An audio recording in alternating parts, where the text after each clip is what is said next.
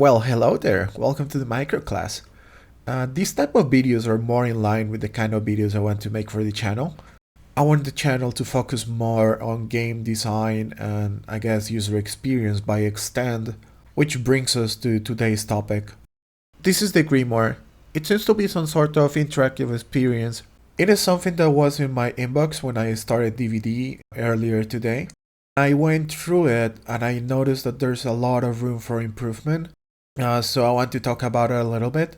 This analysis is a little bit unscripted, like this is basically my live reaction as I was going through the Grimoire. So, it's a little bit less professional. That's why it's called a microclass. It is not being prepared. I will add a little bit of interactive material. There will be some light editing, but for the most part, this is just gonna be unedited footage of my impressions and the feedback that I had for the experience I was having. So anyways, enough presentation, let's just jump into it. Okay, so let's see. Notice how my first instinct was to try and click the bonfire, the element that's in the center of the screen. Afterwards, I noticed that the Grimoire was in the bottom, but notice how the element is pretty small. It is not strong enough to catch your attention right away. So only after you make your first mistake, you go like, aha, this is not it. It has to be the other element in the page. While not necessarily aggravating, it does create some frustration for the user. A way to improve readability and to guide the user to what you actually want him to do on their first try would be to make the Grimoire bigger, closer to the screen, add a stronger highlight. That would help the user know that that's the element you want them to interact in their first try. That would improve readability and help the user understand that that's the element you want them to interact right away. Memory is clouded way back into subconscious. Wait. It's not. Wait. It's not working properly. Okay. Okay, this is, whatever, if you have errors, I would imagine I'm supposed to click them to be able to interact. Not only are the arrows a little bit misleading and confusing, as you might notice, there's some scroll bars to the side of the pages. As you can see, they are just bars. They don't really tell you that you can move up and down. They're just lines on the page. Something that can be done to explain to the user that you can use that bar to move up and down is to have arrows. Okay. Now what? What do I have to click here? I guess. Okay, this is also very confusing.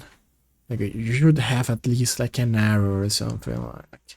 It really doesn't help me understand what it is that I'm supposed to be doing here.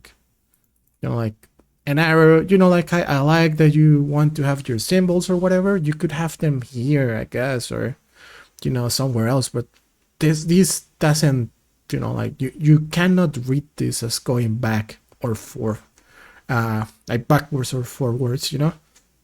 Have an arrow, please. Maybe have the symbols inside an arrow, do a cool arrow shape and then have the symbol inside, something like that. But this really doesn't help.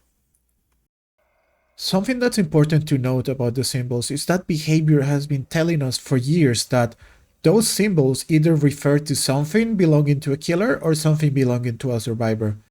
Inside the game, most of the times it means, oh, I want to play as a killer, or oh, I want to play as a survivor, or the survivor is interacting with something that belongs to a killer.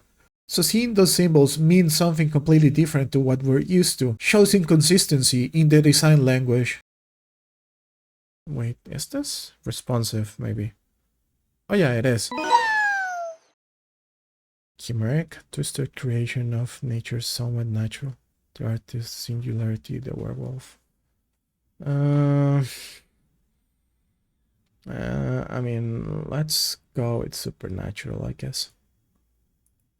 Hello?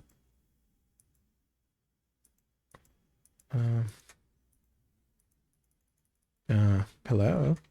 The heck? Did I break it? Is that the wrong answer? Do I have to? Okay, wait. Something's weird. Okay, let's try again. Good. Supernatural. And yeah, it's not working.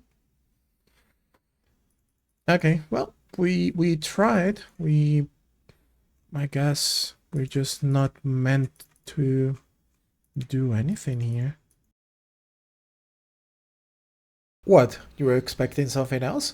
No, that was it. No end screen, no sounds, nothing, no pop-ups, or that there was an error, or that the server was failing, or nothing. So the only thing I can say here is that in terms of game design and in terms of UX, you need to tell your users when something happens. You have to give them feedback for their actions. If something breaks, you have to let them know like, oh, the page is not working. If they reach the end, then you have to tell them, well, game is over, thank you for playing. So that's basically what they have to do to improve this section.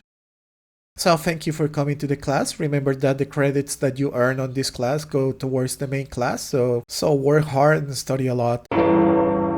Before you go, don't forget to subscribe and follow for extra cookies. It was nice having you. I hope that you enjoyed it and you learned a lot, and I will see you in the next class. Bye!